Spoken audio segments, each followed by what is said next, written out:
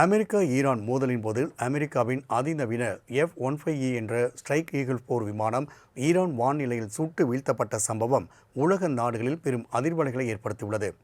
இந்த ட்ரோன் தொழில்நுட்பம் எப்படி செயல்படுகிறது, ஏன் இது நவீன போரின் புதிய அச்சுறுத்தலாக பார்க்கப்படுகிறது என்பதை விவரிக்கிறது இந்த செய்தி தொகுப்பு.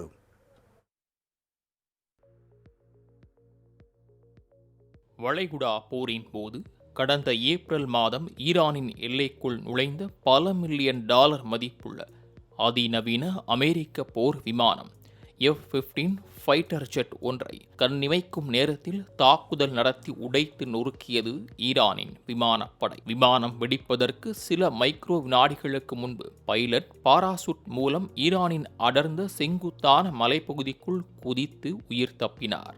அந்த விமானி எதிரி நாட்டு இராணுவத்திடம் சிக்கக்கூடாது என்பதற்காக சுமார் 36 மணி நேரம் 70 மைல் தூரம் பசி தாகத்தோடு அந்த மரண பள்ளத்தாக்குகளில் ஓடி ஒளிந்துள்ளார். இந்த சூழலில் ஒட்டுமொத்த அமெரிக்க பாதுகாப்பு படையும் அவரை மீட்க நள்ளிரவில் களத்தில் இறங்கியது. மொத்தம் 155 போர் விமானங்கள் ஈரானின் வான்பரப்பை சூழ்ந்து பைலட்டையும் அவரது சக அதிகாரியையும் மீட்டது. மீட்கப்பட்ட அந்த விமானியிடம் நடத்தப்பட்ட விசாரணையின் போது அவர் கூறிய புதிய வார்த்தைதான் உலக நாடுகளின் கவனத்தையே ஈர்த்துள்ளது. விமானத்திலிருந்து வெளியேறுவதற்கு முன் ஈரானின் பல ட்ரோன்கள் ஒன்றிணைந்து சென்றன.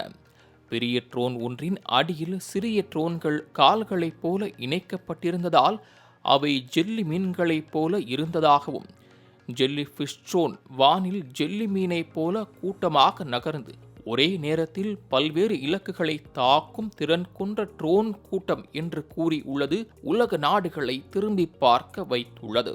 உண்மையில் விமானி இதுபோன்ற ஜெல்லி ஃபிஷ் ட்ரோன்களை பார்த்தாரா அல்லது தலையில் அடிபட்ட அதிர்ச்சியில் இப்படி கூறினாரா என பல்வேறு யூகங்கள் கிளம்பியிருக்கின்றன. ஜெல்லி ஃபிஷ் ட்ரோன் என்பது ஒரு தனி ட்ரோன் அல்ல, மாறாக சிறிய அளவிலான பல ட்ரோன்கள் ஒன்றுக்கொன்று தகவல்களை பகிர்ந்து கொண்டு ஒரு குழுவாக செயல்படும் ட்ரோன் ஸ்வாம் தொழில்நுட்பமே ஜெல்லிஃபிஷ் என அழைக்கப்படுகிறது. வானில் இவை நகரும் தோற்றம் ஜெல்லி மீனை ஒத்திருப்பதால் இந்த பெயர் பரவலாக பயன்படுத்தப்படுகிறது. பாரம்பரிய போர்களில் ஒரு போர் விமானம் அல்லது ஒரு ஏவுகணை மட்டுமே ஒரு இலக்கை தாக்கும். ஆனால் ஜெல்லிஃபிஷ் ட்ரோன் தொழில்நுட்பத்தில் ஒரே நேரத்தில் 50 முதல் 100க்கும் மேற்பட்ட ட்ரோன்கள் ஒரே இலக்கை நோக்கி செல்ல முடியும் என்கின்றனர் பாதுகாப்பு நிபுணர்கள். இவை வானில் பறக்கும்போது ஒரு கன்னி வெடி அல்லது தடைச்சுவர் போல செயல்படுவதுடன் சில ட்ரோன்கள் கண்காணிப்பு பணியையும் சில ட்ரோன்கள் எதிரியின் ரேடார் அமைப்புகளையும் தாக்கக்கூடியதாகவும் மற்றவை நேரடி தாக்குதலையும் மேற்கொள்ளும் திறன் கொண்டவையாகவும் உள்ளன. போர் காரணமாக ஏற்கனவே ஹோர்முஸ் நீரிணை பகுதியில் கப்பல் போக்குவரத்து அதிகரித்துள்ள நிலையில் இந்த ட்ரோன் தாக்குதல்கள் பிராந்திய பாதுகாப்பிற்கு புதிய சவாலாக மாறியுள்ளது. ஜெல்லிமீன் போல தோன்றிய ட்ரோன் அமைப்பு எதிர்கால போர்களில் புதிய வகையான தாக்குதலை உருவாக்கலாம் என வல்லுநர்கள் எச்சரிக்கின்றனர். மாலை முரசு செய்திகளுக்காக கலைமதி செல்வராசா.